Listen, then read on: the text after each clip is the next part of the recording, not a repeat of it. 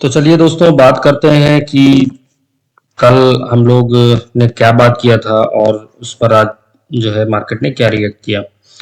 तो देखिए हम लोगों ने बात किया था कि जो एक ये बाइंग वेव आई है इसका अगर रिट्रेसमेंट हमको मिलता है और यहाँ पे कोई हमें बाइंग सेटअप मिलता है तो हम यहाँ पे कॉल बाई प्लान कर सकते हैं। और सेलिंग साइड के लिए हमने बोला था कि अगर यहाँ पे आपको ऊपर जो है इसका जो सेलिंग है इसका रिट्रेसमेंट आता है, यहाँ पे अगर कुछ हमको सेलिंग साइड का जो है सेटअप दिखता है तो हम लोग सेल साइड का प्लान करेंगे। ऐसा कुछ हुआ नहीं, मार्केट में आज जो है खुलते ही जो है फॉल करना स्टार्ट कर दिया और बिना किसी रिट्रेसमेंट के फॉल करता हुआ चला गया। तो होता क्या है कि जब मार्केट में इस तरह का फॉल आता है तो आपको आपकी एंट्री मिस हो जाती है और कोई रिट्रेसमेंट नहीं आता है तो उसमें आपको फिर से एंट्री नहीं मिल पाती है। तो कोई बात नहीं, ऐसा जरूरी तो है नहीं कि हम कल मार्केट नहीं खुलेगा, है ना।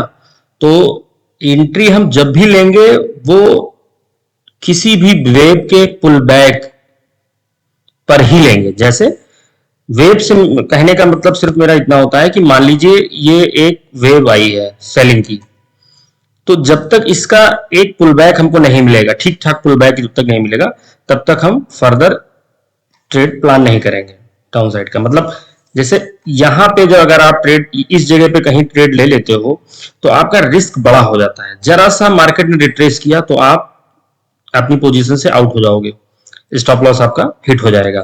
तो इसलिए पुल बैक पे एंट्री लेना ज्यादा सही होता है। इसी तरह बाइंग में भी अगर मान लीजिए बाइंग का कुछ ऐसा सेटअप बनता है तो मान लीजिए एक वेव आपको बाइंग की मिली और बाइंग पे आपको एक रिट्रेसमेंट मिला, तो अब इस रिट्रेसमेंट पे आपको ट्रेड लेना चाहिए बाइंग साइड का। तो आपका एक रिस्क यहाँ पे कम हो जाएगा। तो इसलिए थोड़ा सा मैं पुल बैक्स पे एंट्री लेने का ज्यादा प्रेफर करता हूं। तो चलिए बात करते हैं कि हम फिबोनाची को कैसे यूज करें। तो देखिए इंट्राडे ट्रेडिंग में आप अगर ऑप्शंस में ट्रेड करना चाहते हैं, ऑप्शन बाइंग में, तो आपको 5 मिनट और 1 मिनट की कैंडल को वेटेज देना चाहिए। आप 15 मिनट पे एनालिसिस कीजिए, 30 मिनट पे एनालिसिस कीजिए, वो सब ठीक है, लेकिन ट्रेड आप 5 मिनट और 1 मिनट पर लीजिए। मैं मोस्टली 1 मिनट को प्रेफर करता हूं क्योंकि 1 मिनट में आपको जो है चार्ट का थोड़ा सा बड़ा पिक्चर आपको दिख जाता है। 5 मिनट में एक कैंडल बनेगी 5 मिनट की और 1 मिनट में 5 कैंडल बन जाएगी 1 मिनट की। तो अब जैसे आज की डेट में आप देखिए, अगर आप 5 मिनट में देखते हो तो यहाँ पे आप कोई जो है पुल बैक आपको एक नहीं दिख रहा है चार्ट में। अगर आज की चार्ट की बात करें तो इसमें कहीं भी आपको एक पुल बैक या रिट्रेसमेंट ऊपर की तरफ नहीं दिख रहा है। लेकिन अगर आप इसी चार्ट को 1 मिनट में देखोगे तो आपको यहाँ पे एक रिट्रेसमेंट दिख जाएगा। एक रिट्रेसमेंट ये भी है और एक रिट्रेसमेंट ये भी है। तो अब देखिए यहाँ पे अब आज के ट्रेड को क्या ही बताएं, आज तो कुछ पूरे दिन में कहीं एंट्री मिली ही नहीं ठीक से। तो आपको फिबोनाची का मैं बता रहा था, तो फिबोनाची में देखिए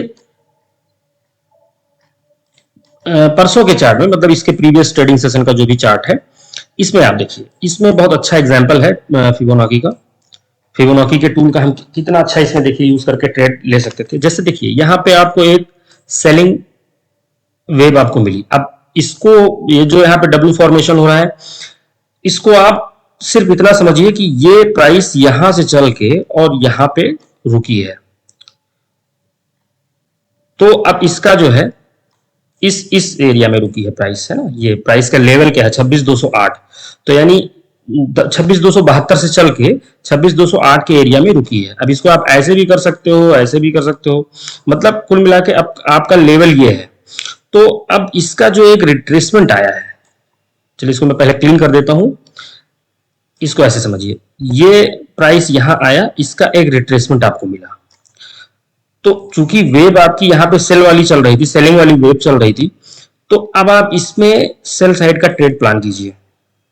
तो अब आप देखिए, अगर इस टूल का यूज आप इस तरह से करें तो कितनी, मतलब कितना अच्छा आपको यहाँ पे इस जोन में एक ट्रेड, कितना अच्छा ट्रेड आपको मिल गया देखिए।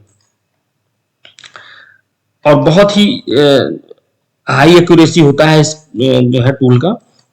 अगर इस ट्रेंड को कंटिन्यू करना है तो इन दोनों रिट्रेसमेंट लेवल से ऊपर नहीं जाना चाहिए मार्केट को। अगर इन दोनों रिट्रेसमेंट लेवल से ऊपर मार्केट चली जाती है तो मोस्ट प्रोबेबली वो ट्रेंड जो है आपका ये ट्रेंड प्रीवियस ट्रेंड जो चल रहा था सेलिंग का, वो आपका डिसकंटिन्यू हो जाएगा और ट्रेंड यहां से आप इसको आप चेंज मान सकते हो कि यहां से ट्रेंड चेंज हो गया, तो अप साइड के लिए मार्केट ऊपर निकल सकती है। तो ये फिबोनाची का जो है इस्तेमाल करके आप एक अच्छी एंट्री ले सकते हो। तो आज तो खैर मार्केट में कोई ऐसी एंट्री नहीं दिखी। कल के प्रीवियस ट्रेडिंग सेशन का जो अपना चार्ट था वहां पे मैंने आपको दिखाया कि एक आपकी एंट्री यहाँ पे बन जाती और दूसरी एंट्री अगर आप करना चाहते तो दूसरी एंट्री आपकी यहाँ पे बन जाती। अब इसको भी आप देख लीजिए। ये जो ये रिट्रेसमेंट के बाद फिर से एक फ्रेश सेलिंग आई, तो जो फ्रेश सेलिंग आई, अब इस वेव का जो ये सेलिंग आई है, इस सेलिंग वेव का ये रिट्रेसमेंट, तो इसको भी आप देख लीजिए, फिबोनाची पे चेक कर लीजिए। ये देखिए आपको 61 और 78 के बीच में आपको ट्रेड मिल गया। अब जैसे आप कहेंगे कि 61 पे अगर मैं ट्रेड ले लेता तो मेरा जो है 70, तो इसमें यह है कि अगर 61 पे आपको कोई रेड कैंडल दिख जाए तो आप ट्रेड ले लीजिए। अगर यहां पे नहीं दिखता है तो आप 78 का वेट कर लीजिए। 78 पे देखिए आपको रेड कैंडल दिख रहा है 1 मिनट की, आप यहाँ पे एंट्री ले लीजिए और एसएल बहुत छोटा सा यहाँ पे आपको लगेगा।